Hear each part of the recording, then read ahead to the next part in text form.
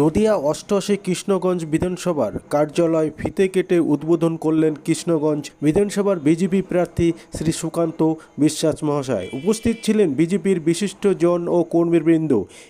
এর পাশাপাশি বিভিন্ন এলাকায় জনসংযোগ করেন প্রার্থী সুকান্ত বিশ্বাস। চলুন দেখে নেব সেই ছবি। আপনারা দেখছেন নিউজ নদিয়া এক্সপ্রেস। চ্যানেলটিকে সাবস্ক্রাইব, লাইক, শেয়ার এবং ফেসবুক পেজটি ফলো করুন আর দেখুন নিউজ নদিয়া এক্সপ্রেস।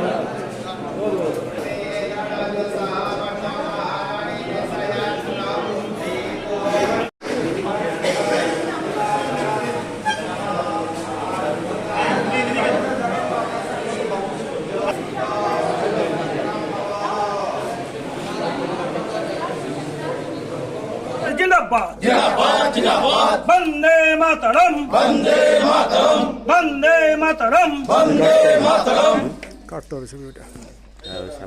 মেয়েরা তো সেইগুলো ধরে সংশোধনী দেয়। মেয়েরা বড়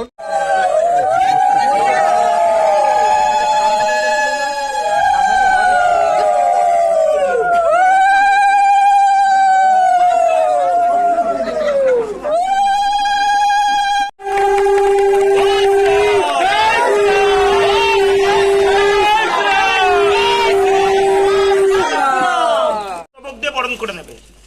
মেমন মশাই মাথা থেকে খুলুন। কি রে পরে রাখবে কি? এবড়ো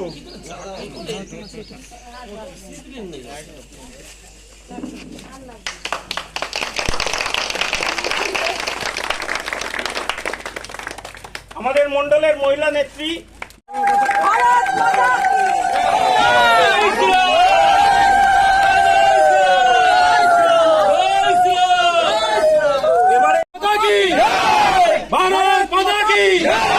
সুকান্ত বিশ্বাস কি সুকান্ত বিশ্বাস কি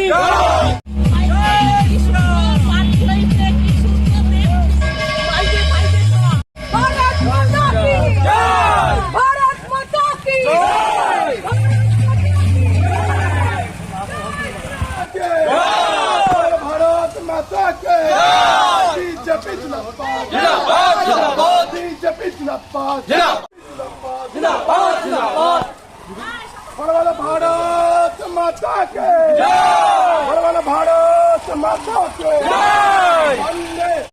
जिंदाबाद जिंदाबाद बीजेपी युवा मोर्चा जिंदाबाद जिंदाबाद जिंदाबाद भारत माता के भारत माता के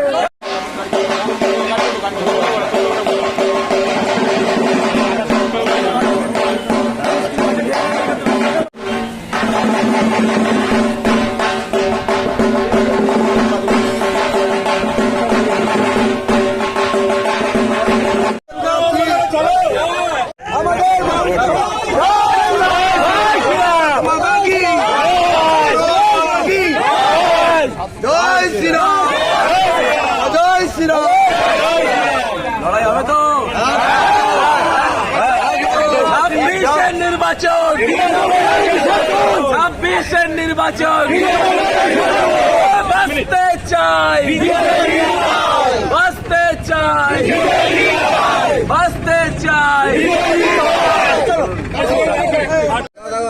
হচ্ছে না হচ্ছে না ওই পতাকা দিয়েছে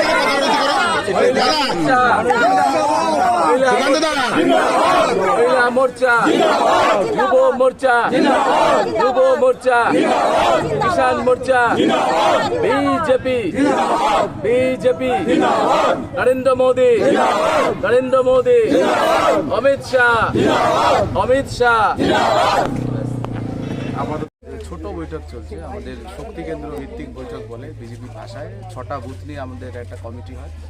সেই কমিটি মানে 6টা বুথের বুথ সভাপতি এবং 6টা বুথেরই যারা প্রাইম কার্যকর্তা ফ্রন্টলাইন ওয়ার্কার তাদেরকে নিয়ে আমাদের এই বৈঠক, প্রার্থী পরিচিতি এবং বৈঠক, নির্বাচনী এজেন্ডা ফিক্সেশন, এটাই আমাদের মূল। আজকে কি কর্মসূচি করছেন সকাল আজকে আমাদের কর্মসূচির মধ্যে প্রথমে যেটা ছিল সেটা হচ্ছে আমাদের দলীয় কার্যালয়, যেটা অস্থায়ী নির্বাচনী দলীয় কার্যালয়, তার একটা উদ্বোধন আমরা করেছি। তারপরে আমাদের ছোট ছোট যে আমাদের সাংগঠনিক ডিসেন্ট্রালাইজ অর্গানাইজেশন আছে শক্তি কেন্দ্র ভিত্তিক, যেখানে মূলত 4টে 5টা বা ম্যাক্সিমাম 6টা এই বুথ নিয়ে আমাদের একটা কমিটি হয়। সেই কমিটিরই আমরা যারা নেতৃত্ব প্রথম সারি তাদেরকে নিয়ে প্রার্থী পরিচিতি এবং তার পাশাপাশি নির্বাচনী এজেন্ডা, এই দুটোর উপরে আমাদের আলোচনা হয়েছে এবং সেই আলোচনায় আমাদের জেলা নেতৃত্ব উপস্থিত ছিলেন, স্থানীয় যারা নেতৃত্ব তারা এবং স্থানীয় যারা জনপ্রতিনিধি, পঞ্চায়েত সমিতি সকলে ছিলেন। মানুষের কেমন সাড়া পাচ্ছেন?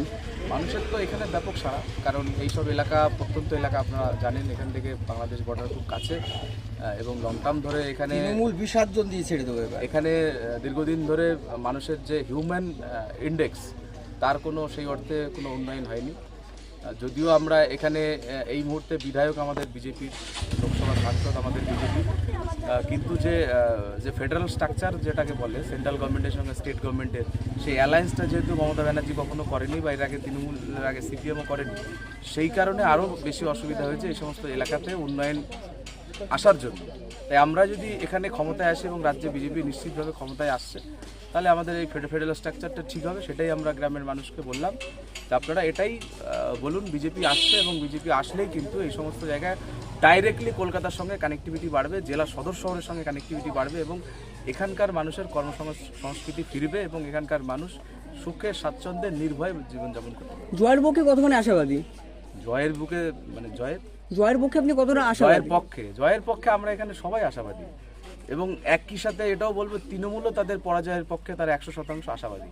মানে আমরা যতটা নিশ্চিত আমরা জিতবো, ওরাও ততটা নিশ্চিত যে ওরা হারবে। নাম সুকান্ত বিশ্বাস।